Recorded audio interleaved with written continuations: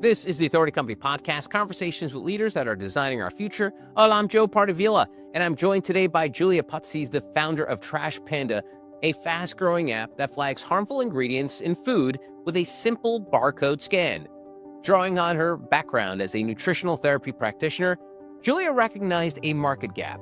Consumers obsessed over calories, but lacked tools to judge food quality. She turned that insight into a product, built a team, and scaled Trash Panda into a community of engaged users. Julia's going to walk us through how she went from idea to launch, the key decisions behind building the app, and what she's learned about leading a mission-driven tech company. Julia, welcome to the podcast. How are you? Doing well. Thanks for having me. You're welcome. And I know there's a lot of apps out there. Many are just built to suck up our attention, but there are others that actually help people like Calm or Headspace. So how did you come up with an app that could make the world a better place? Yeah, so my career has been in software development since I graduated from college. I fell in a little bit. I was working at the NFL at the time. They have like a rotational program for people straight out of college. So I was working at the NFL. I ended up doing product management for the NFL app and got my career started there. I loved how technology was always changing, and that was really interesting to me. So I was really excited about working in mobile apps and on software products. Went to a couple startups after that, and ultimately just had a passion in my own life for health and wellness. And I made a friend when we moved to San Diego that worked in the food space and a healthy food product. And I started learning from her just how much I didn't know about what's healthy and what's not. I thought I was a pretty healthy person. I played Division I sports in college, and I grew up with a healthy family, and we cooked all of our meals at home. But we were cooking together one day, and she pulled canola oil out of my cabinet, and she was like, "Julia, what is this doing in your cabinet?" She's like, "You need to get rid of this." And my reaction was, "What are you talking about? This is heart healthy, right? Like I've kind of grown up on this. I didn't know that this was an issue." So as I started digging into it and learning more about the foods that are truly healthy and a lot of the ingredients that exist in our food today, I decided that I was going to get certified as a nutritionist just on the side of my day job in product management and software development because I just wanted to learn. I wanted to educate myself. And I figured, you know what, if the best thing that comes out of this is me knowing more from my family how to eat healthy, then that's a great outcome. So I did this year-long program in nutrition and educated myself about it. And because I kind of had this background in software development, I was able to put the two together and think about, okay, if I didn't know this about what's healthy at the grocery store, there's probably a lot of other people that also don't realize this as well. And wouldn't it be cool if I could just create an app that would allow people to understand the ingredients in their food without having to go study to become a nutritionist? Can't they just, read the package and understand it and buy the healthier option? So I had always built apps in kind of the sports space and, entertainment area, but I was really excited about building something that mattered deeply to me. And like you were saying, can help make the world a better place, help people eat healthier, feel better. I mean, our country is kind of in a crisis right now when it comes to people's health. And I think we're solving it in all the wrong ways a lot of the time, just kind of tacking on a Band-Aid to the problem versus looking at the root cause of why are we not feeling well? What is the issue with the chronic disease? And where is that coming from? And I think a lot of it stems from our diet and what we're eating. So I love getting to work on this app now and do something that I'm passionate about and hopefully make the world a better place. That's so cool. And so I'm curious because, I've always been a believer in timing is everything. And I know it's sort of a cliche, but like I often say, like Mark Zuckerberg, if he was born 10 years earlier, would not have come up with Facebook. If Steve Jobs was born in the 1930s, he probably wouldn't have created Apple. And so this idea of timing with you, with you have this app background, and then you find this passion for nutrition.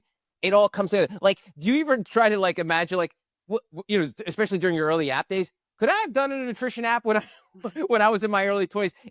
Do you ever think about like the sort of like the magic of timing? Yeah, it's true. And I think we were kind of early to this trend of understanding that there was this shift happening where people were starting to pay less attention to the nutrition facts, like the calories and the fat. And, when I was growing up, it was all about in the 90s, it was all about, fat free and sugar free and, butter is bad. Eat, I can't believe it's not butter, right? Or like sugar free snack roll cookies. And I was starting to see, along with a lot of other people, that trend was dying out, and it was less about like the 100-calorie snack packs, and it was more about just eat real food, right? Eat real food and real ingredients that your body can recognize. So I do think that like kind of recognizing that in that time and creating a tool for that was the right time for it. And since we launched Trash Panda in 2021, we've definitely seen a lot of other food scanner apps come onto the market. And now you see everything with like the Maha movement and everything going on there, like how much it's come to the forefront of, general knowledge that it wasn't there 5 years ago, but it's kind of happened over those 5 years. It's funny, benefit of hindsight, how when you look back at those like sort of trends that happen, I mean, you could go back really to the 80s where you think about like when something is non-blank, Hmm. whether it's no sugar, no fat, they're substituting it for something that's probably worse, and Right, we right. don't even realize it. Yeah. And like you said, we've got kind of shifted away from that where we're going back to natural foods and stuff like that. But even the natural food section can be sort of a opaque place because yes, a fruit sure on the surface looks like a good idea, but is it a non-GMO fruit? Is it organic? So then you get into the weeds about that. So even sometimes like us simplifying it to like eat natural foods, you're like, yeah, but it's like Columbo. Just one more thing about that. How does your app help with that? Because I think on the surface, like if you're walking around through a supermarket, oh, I don't need Trash Panda to tell me if this apple's good for me. But then all of a sudden you realize, oh, wait a minute, that apple was probably swimming in pesticides and other chemicals. So tell me about how we navigate that. Now that we've grown to be advanced, we are the best versions of ourselves when it comes to being aware of nutrition. But now there's this added layer of like, sometimes even the healthy stuff is not healthy. Yeah, that's true. And it's really frustrating for consumers, honestly, especially if you're someone who's trying to eat healthier and you want to do better. So you're going and you're buying things that say that they're healthy, but then you find out later that they're not. And then you just want to give up. You're like, well, I just can't eat anything at this point, right? Like I give up. There's nothing good for me.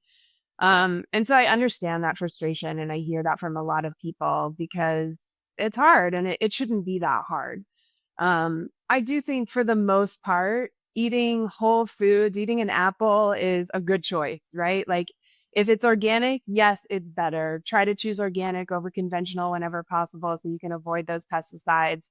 But generally speaking, if you're eating a food that doesn't have a, ingredients list on it, it's a whole food, it's a fresh food, you're doing really well. And fruits, vegetables, meat, things like that are always going to be a good option. And yes, choosing organic is better when you're doing that. Trash Panda mostly focuses on those packaged foods and those convenience foods. And there is a difference. Like, I think a lot of people say, oh, then just shop the perimeter of the grocery store, right? Like, don't buy anything in a package. But that's not really reasonable either. And in the world that we live in, like, you do need things that are packaged and that are easy. And, those can also be good options as well. So we kind of try to differentiate between those packaged foods that may be somewhat processed, but generally are made with whole food ingredients, and the packaged foods that are ultra processed foods that have a bunch of additives. They have artificial colors, they have artificial flavors, they have, those sugar alcohols or a bunch of added sugar. And those are the things that you want to avoid. So trying to draw the distinction between, okay, it's packaged, but does it have a simple whole foods ingredient list, or is it have a lot of these, chemical additives and sugars and other things that you are going to want to avoid? Yeah, it makes me my eyes roll so hard in the back of my head when people say shop on the outer rim of the supermarket. It's like, really? Yeah. So you're telling me I can't eat rice? You're telling me I can't eat like a whole grain cereal or something? It's very comical, and it's almost it's one of those things where it's almost like, I don't know, it's almost like not real. Like you're not living in real world if you're telling that to people, because it's like, just not just going on the perimeter of like just getting meats and eggs and fruits and stuff. That's not enough for most people. They need a little more. And obviously, the idea of your app is helpful because variety. Because I think for many people, when they get onto this journey of like eating healthy, after probably one or 2 months, and you probably see this as as learning as being an NTP, is like it gets really boring and tiring eating the same thing over. It's like my wife and I eat eggs almost every day for breakfast. I'm like, Jesus, can we find something else to eat for breakfast besides eggs? And it's not always the same, prepared in the same way, but still, it does get tiring. So the idea of being able to to explore those middle aisles and to break up the monotony of being on the outside, I think that's incredibly important for people to stay on track. Absolutely. You can buy packaged snacks for your kids. You can buy, pouches that are convenient to feed them. You can buy bread. You can buy, a lot of things in those areas. And packaged isn't necessarily bad. It can still be a good option. And the difference really does lie in the ingredients. You cannot trust the front of the package when you're shopping down those aisles. There's so many options and there's so many things that they say on the front of the package, but you can just go right past that, ignore the front of the package, turn it over and read the ingredients because that's what's going to tell you if you should put it in your cart or not. Awesome. And part of the pun. So in my old radio days, we used to have this saying "garbage in, garbage out," which Mm. basically meant if you recorded something poorly, it's going to come out poorly on the end. There's no amount of post production magic is going to fix it. And I use that analogy a bunch when I talk about like AI and LLMs. It's like yes, AI is obviously the next step of evolution of in technology, but like, what are we feeding these LLMs? So I'm tying that into Trash Panda. What are you feeding Trash Panda? Again, pardon the pun, but like, how are you getting that information, making sure it's copacetic and accurate and having it inside the app? Yeah. It's funny you mentioned AI because we are looking into using AI as a way to help expedite the process of reviewing products that get submitted to the app and approving them because we do want to make sure that it's accurate, but having a human go in and approve every single product is also not very feasible. And we're a small team, so we're doing our best there. But essentially, we use a combination of databases that provide food barcode information and the ingredients and the product images and things like that. So we use the combination of databases to try to get as many products in our database as possible.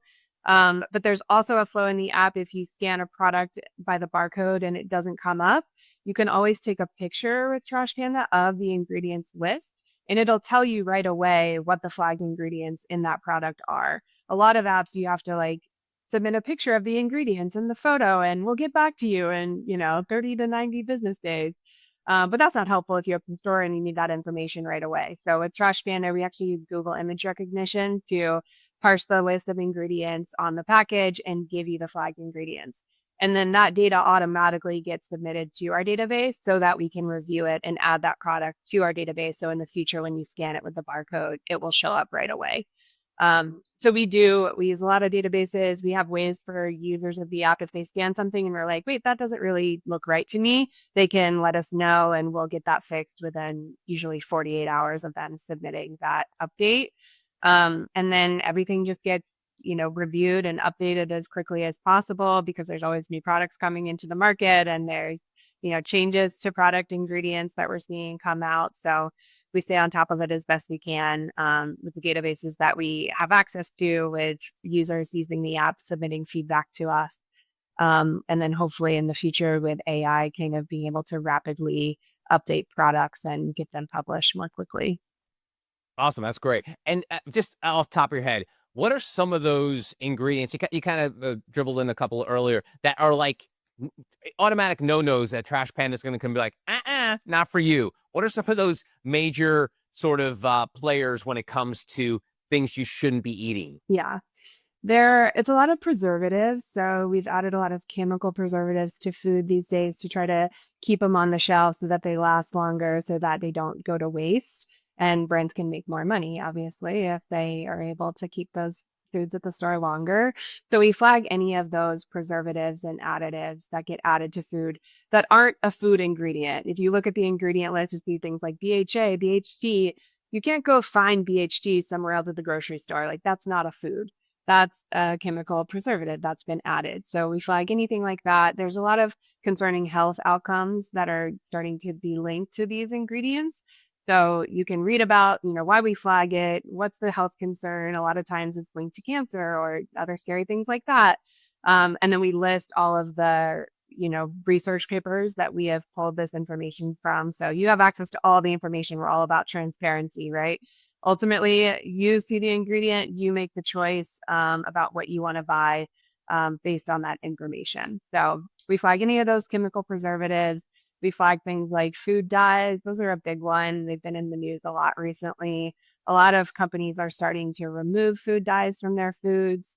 In Europe, they have to put a warning on foods that contain food dyes that they, this may cause behavioral problems in children and damage to the brain. So basically, food dyes have been eliminated in Europe because these warnings are so scary. Nobody wants to put them on their product. So they're using natural colors, things like turmeric and stuff, to dye foods in Europe already. Those same brands are being sold in the US with artificial dyes. There's really no reason for that, right? Like there's no reason other than marketing to put those ingredients in our food. So we flag all food dyes because they haven't been completely eliminated from the United States food system yet, unfortunately. We also flag all forms of added sugar. There are over 60 different names that sugar can come up as on an ingredient label. Things like fructose, dextrose, high fructose corn syrup, cane sugar. Those are all forms of sugar. And as a society, we eat way too much sugar right now. It is a problem because it's in everything. It's not just in the candy and the cookies and the ice cream. It's also in salad dressing and yogurt and a lot of things that we think are healthy, bread. So we just want people to be aware of all the different forms of added sugar and how much added sugar they're consuming. That's a big one. And then on the flip side, like you said, if they're taking sugar out of it, they're probably replacing it with something that's even worse, which absolutely that's the case with things like artificial sweeteners and sugar alcohols that can really disrupt the gut. And they kind of trick your body. Your body thinks it's getting sugar, but it's not. So those aren't good for you either. And we flag anything like that. That's kind of a fake form of added sugar as well. Those are just some examples. We do also flag seed oils. There are some apps that flag seed oils, some apps that do not. Again, we flag them. We show you the research. You can choose, what you decide you want to do with that. In my opinion, the issue with seed oils is not that seed oils are inherently bad for you. Obviously, they're high in omega-6, and we just put them in everything. So because they're cheap to produce and cheap to put in foods, things like canola oil, vegetable oil, corn oil, cottonseed oil, we've put them in all of our packaged foods now. So we're just over consuming it, similar to sugar, right? We're getting more than we should be getting. So again, important to be aware in terms of your overall consumption. In my opinion, it's not like you should never touch a seed oil, that they're all bad. It's just you want to be aware because they're in everything and you don't want to be eating as much as the average consumer is eating today. Yeah, I know it's like sunflower oil is one of the bad ones, and I know people are countering that by using like avocado oil to make stuff, which is a healthier version of oils. And I know there was this YouTuber Bobby Parrish who goes through like Costco's, and I'm sure you're familiar with. He like holds up bags and he shows people the ingredients, and he often talks about how it's a product that may be sweet. Like it's made of fruit, and Mhm. then all of a sudden he looks on the back and it says added sugar to it, and he'll always say like, "What's the point of adding sugar to a fruit product that's already sweet enough?" So I'm going to ask you, someone who's a professional in this and is trained in this, why? Why do they do that if they could just easily be like, "Hey, this is sweet naturally. There's no need to throw extra junk on it." Is there a reason? I'm sure it has economics to do with it, but inherently, why are they doing that? I think it's because it's addictive. Sugar is addictive, and your body just naturally wants more sugar because it's a form of energy. And again, we aren't used to having sugar that widely accessible and available. So it's kind of a natural instinct, but it's turned into something that, we really don't need. So I do think that these big food companies put sugar into things because our bodies crave it. And so we want more and it tastes better. And then your taste buds kind of adapt. And then the more sugar you eat, the more sugar you want. And then you keep buying that product, right? So then you want to, it's good for them. It's good for their business. It's similar to like artificial flavors and even natural flavors. They add those in there because it makes it like a super strawberry flavor, right? That it's not really a flavor that should be consumed, but it's so heightened that our bodies just react to it. And again, we want more of it. So then it becomes harder and harder for people once they start consuming these foods to go back to just eating a strawberry because they're like, oh, it's bland. It doesn't taste good. You get so Full used sugar on to, it. yeah, like the extra sugar or all the, flavors and things that get added that your taste buds are out of whack and you don't find the good flavor in regular food anymore. But if you can distance yourself from that a little bit, start to cut those foods out, foods will start tasting better again. Like real foods, a real strawberry, you'll start to recognize the taste of that more. So you kind of have to get away from that and break from because they are addicting and they're meant to be that way. And it's not people's fault if they're like, oh, I just can't stop eating these foods. If we're kind of engineered to be that way, unfortunately. Wow, it's so funny. I mean, without sounding too hyperbolic, but it almost sounds like the food industrial complex is like the tobacco of the 70s of just like finding any way to get you addicted. Some of these products probably need sugar for them to taste good, and I get it. Mhm. But the idea that they're adding sugar just because of the addictive element to it makes it sound so nefarious and dark webby and something you'd see in a Reddit, a subreddit. But it's like it's real, Yeah. and people need to be aware of that. Well, and the tobacco companies acquired some of these big food companies and used a lot of those same marketing tactics that they had when the tobacco industry started declining. They acquired a lot of these ultra processed foods and used a lot of those same tactics to get people addicted to them. So you're not off there. And it's not a conspiracy. That is a real thing that happened. Yeah, and it all ties back to profits and wanting to sell more. And that's just the world that we live in. Unfortunately, people aren't making a ton of money off of selling produce, right? It's the marketing surrounding all of these packaged foods and the things that, the branding you can put on the labels and stuff that's where the money is. Yeah. You mentioned red dyes. Obviously, it's been in the headlines recently, especially when RFK jumped into office there. But I will say, real life example. I know my nephew's 5 years old, and he was going to see a doctor, and the doctor said to my brother, and he was like, "Hey, is he consuming like foods with dyes in it?" And he's a 5-year-old kid, so he's eating candy and stuff like that. And he said, "Yeah." He goes, "Do me a favor. That next time he comes in here, please don't have him consume any red dye stuff." And I think it was multiple dyes. It wasn't just the red one. And so they listened to the doctor, took away all those little treats and snacks that he was having with that. And my brother saw an immediate change. It wasn't like some sort of like case study where they were just, I mean, it was a literal, like my nephew had no idea this was happening. He just knew that like, oh, he was getting different snacks.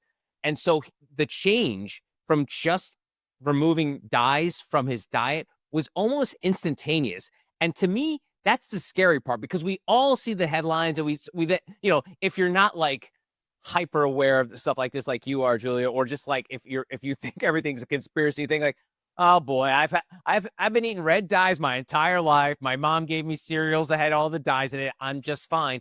But to see that play out in real life was really shocking to my family to be like, holy cow, this is a real thing. This is not just something that's making news. It's so true. And I've seen that difference in my kids as well. Obviously, we don't buy those products in our home, but your kids go to birthday parties and they have, birthday cake with dye in it or whatever. And we try to stay balanced so that we're not just totally, terrifying them about foods and labeling them bad. And we'll let them have it here and there. But we absolutely notice a difference when they eat those things. And that's why that's the concern, right? Is they do cause behavioral problems in children. They disrupt the brain. And especially for kids who have issues with ADHD, it can really exacerbate those problems. So it is a real problem. And I do have to say I don't know, there is everything in our world is becoming politicized, right? And there's this side and there's that side. And if you agree with this side, you can't agree with that side. And it becomes very extreme. And the messaging becomes very extreme, which is disappointing because I think that turns a lot of people off to the message that could be helpful. It's really nice to hear that a doctor was recommending that. I think that is an area that things are getting better, where doctors are understanding more of the tie to diet and nutrition and the impacts that they can have on kids' behavior. I think in the past, we've thought a lot about food as like a way to manage weight. So again, it's the calorie in, calories out. As long as you're not eating too much, it's fine. But what we eat impacts so much more than just our weight. It impacts, our mental health. It impacts brain fog and energy and, how we feel and chronic disease in the long run. And I think that that is really important to keep in mind. You said garbage in, garbage out. If you're filling your body with garbage, you're going to feel like garbage, right? These foods are not real foods and they're not going to do anything for you other than, make you feel sluggish, make you, not feel well. So I think that's really important to consider. And I think a lot of the problems in the nutrition space and food space for years has always been not the message, but the messenger. And I think a perfect example of this is sort of like, we talk about the Maha movement and, we're recording this shortly after the whole Tylenol thing. Like if, again, I don't want this, we don't want this to be political, but like, instead of them saying, hey, there are studies that link Tylenol to autism here are the facts from these studies. Okay. If they just left it at that, most people would make their decision. But instead, you have a president saying, "Don't take Tylenol. Don't do it." Like almost like it's the Nancy Reagan, "Just say no to drugs" in the '80s again. And then all of a sudden, like you mentioned, there's split camps. People, no one trusts anyone else. And all of a sudden, instead of taking in the message, all you're thinking about is like, who do they think they are? And I'm not just saying this is just a political issue. This is going back years in the nutrition space where you've had nutritionists saying, don't eat sugar, don't eat, I'm of age of like, stop eating beef, eat chicken. You Mhm. know what I mean? So it's always been a problem. Again, it's not the message, it's the way the message is being sent out to people. Do you find that as well? Absolutely. Because everything these days is generated for clickbait, right? So it has to be like a really scary title or a really extreme view in order to get everybody's attention and get them to stop scrolling and read the thing that you're putting out there. It's something that we are really careful about with the information that we put out on Trash Panda. Honestly, I feel like it likely hurts us in a lot of scenarios because we're not, going viral with this really extreme stance, but we just don't want to give that message to people. We want it to be a positive message. We want people to understand that, there are ingredients out there that you do want to be aware of. If you're trying to eat healthier, those things matter, but there are healthier options available. You can take small steps. Like it's not a sexy message, right? It's like, there you can just do the best with what you have and continue to make these improvements. And, we don't try to fit on either side of anything. We just try to, put real information out there, help people make those choices with that information and hopefully simplify it and make it less stressful for them. And that's not always the thing that gets the most attention, unfortunately, but I agree with you. I find that frustrating because then people just don't know really what's true and what's not and who to listen to about anything. It just becomes like, throw up my hands, I give up. Yeah, yeah, it's so funny too because, I mentioned the beef and chicken thing, and it's so funny how that marketing campaign has, like, rippled for decades now because I remember when they started pushing I guess it was the Poultry Association, Frank Purdue, whoever's pulling the strings Probably. in the chicken industry, yeah, was saying, "Don't eat beef bad for you, high in fat." Remember, this is the high in fat, cut fats out of your diet time, and then eat chicken, and for whatever reason, that has stuck. I don't know what it is, and it's stuck with me. My wife and I say we eat chicken 5 days out of 7 most times, and I think that's for a lot of people when it comes to protein, they are getting it from that. But if you look at, like, the fat and the amount of protein that you get from beef that's lean, organic, it's just as healthy as chicken, but whatever's happened to our brains, we've all been wired to think beef bad, chicken good, And it is amazing how just like a little marketing has just changed the way people have eaten over the last 20, 30 years. It's so true. I think that kind of came from some studies that were done around people eating a lot of fast food. And so, like, a lot of burgers and things like that. But the issue likely wasn't the beef. It was, they're eating a burger with a bun made with processed ingredients, French all of these, fries. French fries. So, Yes. like, maybe don't demonize the red meat in this sea of like all these other issues of what this, diet consisted of.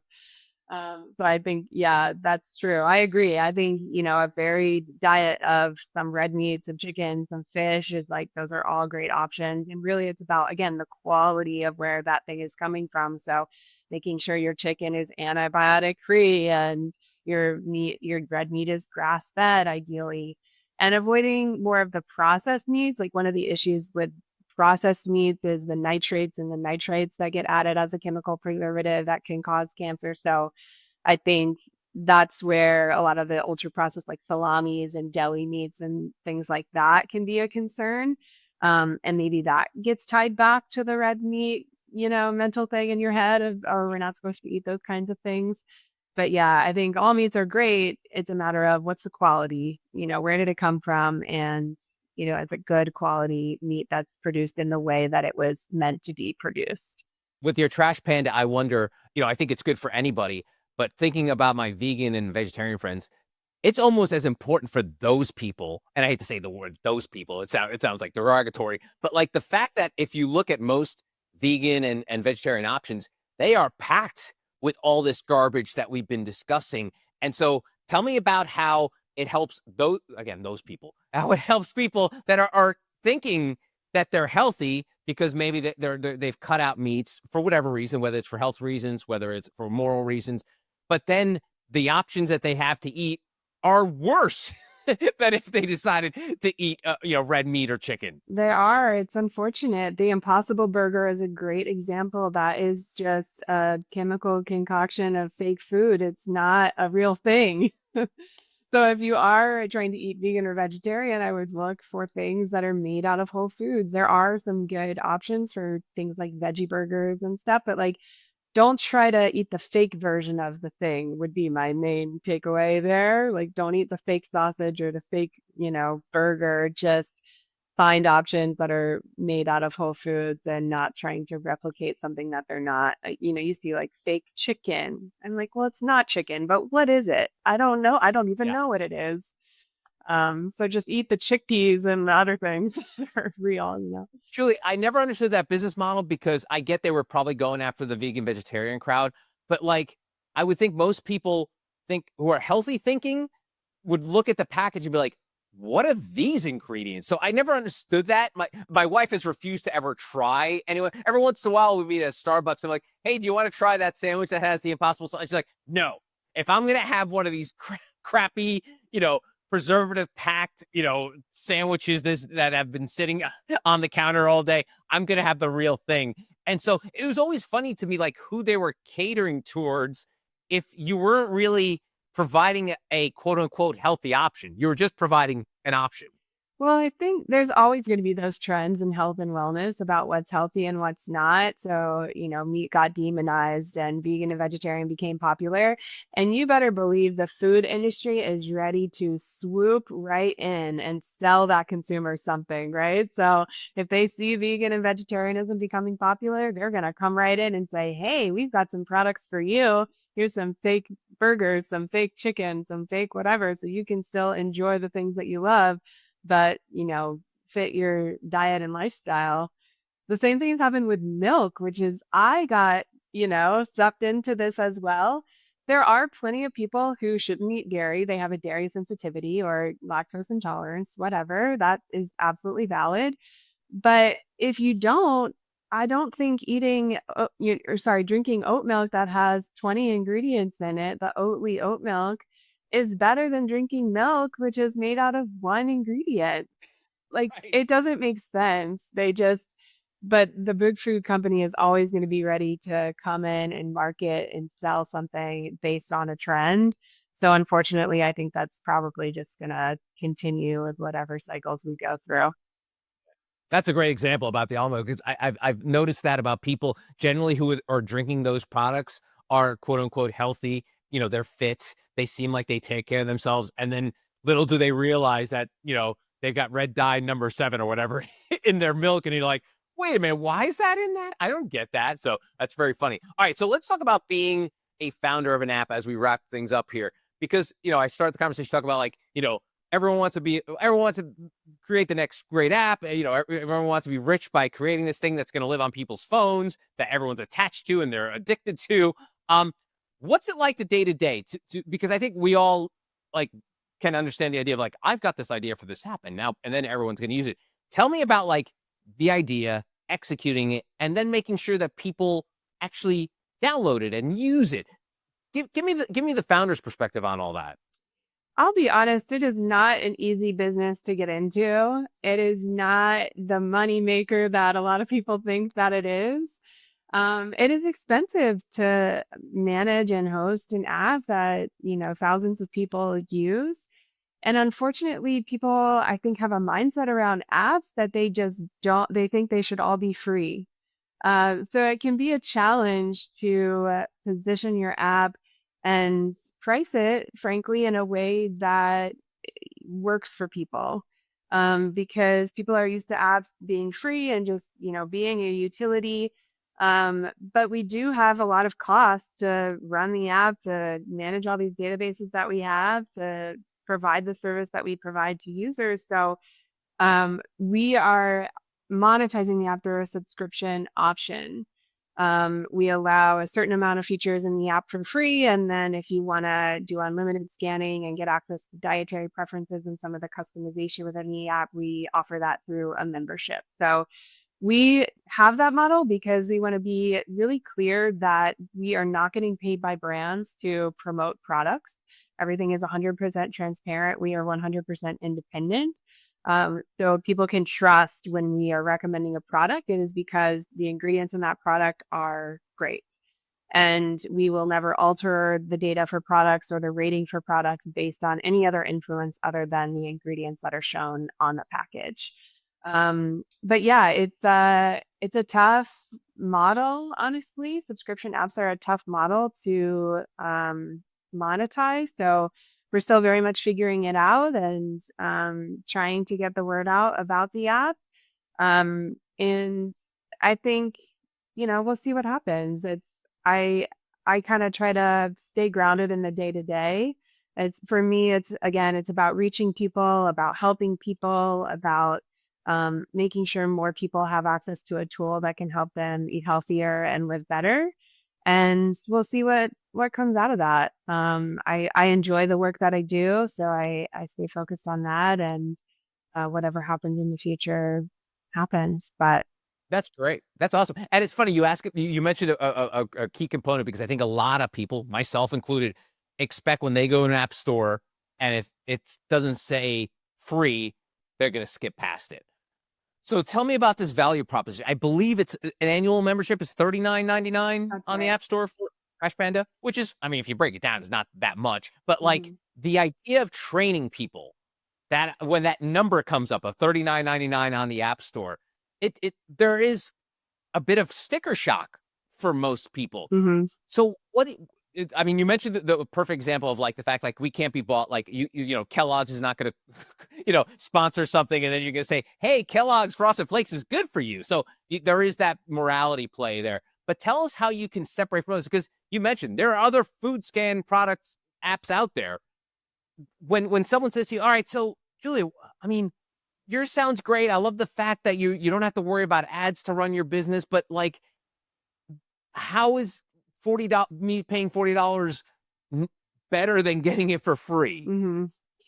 Yeah, I mean there are a bunch of apps out there. Most of them have some subscription component, so it just kind of depends on what features of the app they're monetizing versus which ones they're offering for free. Um, but I mean the 39.99, if you think about it, it breaks down to $3 a month basically. And I would be willing to bet that many people are spending more than that on Starbucks every single day, right?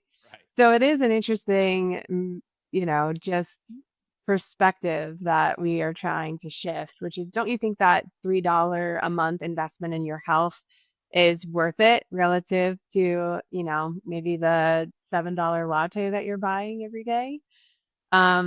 But we do try to keep, some apps are fully paid, so you can't use the app at all unless you buy into their membership. Some apps are, lean more toward the free side. I think we try to make sure it's clear that there are free features of the app. So you can scan 5 products a month. You can search for as many products as you want in the app for free.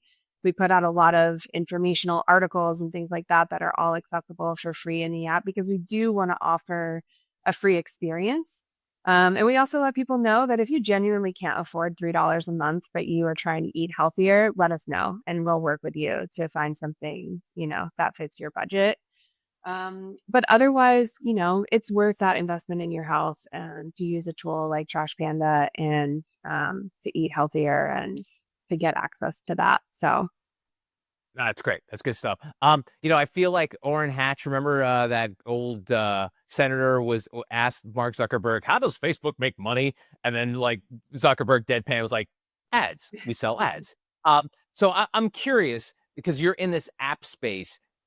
How do these apps that are free, the people we were just talking about, how do they survive? Am I going to be as silly? Is it going to be a silly answer as you just saying ads? I mean, how are these? Is essentially that they're just, those little bars on the bottom that have, like, how are most of these apps monetizing their app? So I only know of one app in our space that is completely free. And you mentioned Bobby Parrish. It's his app that is free, but he is monetizing off of brands. So he partners with brands. I actually did a video about this on my TikTok account where, like, he partnered with Khloe Kardashian about her latest popcorn that she was putting out. And he got paid to promote that popcorn, even though some of the ingredients in that popcorn were not approved in his app.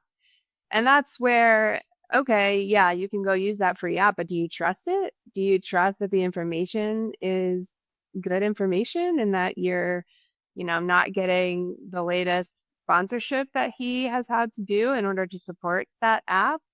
So I think that matters to some people. Maybe it doesn't matter to all people, but being able to trust the information and know that it's legitimate, I think, is really important. There's another app that's really big in the space that all of their scanning is free. So I think people think that the app is free, but they do have a subscription option and they are monetizing off of that subscription option to unlock additional features.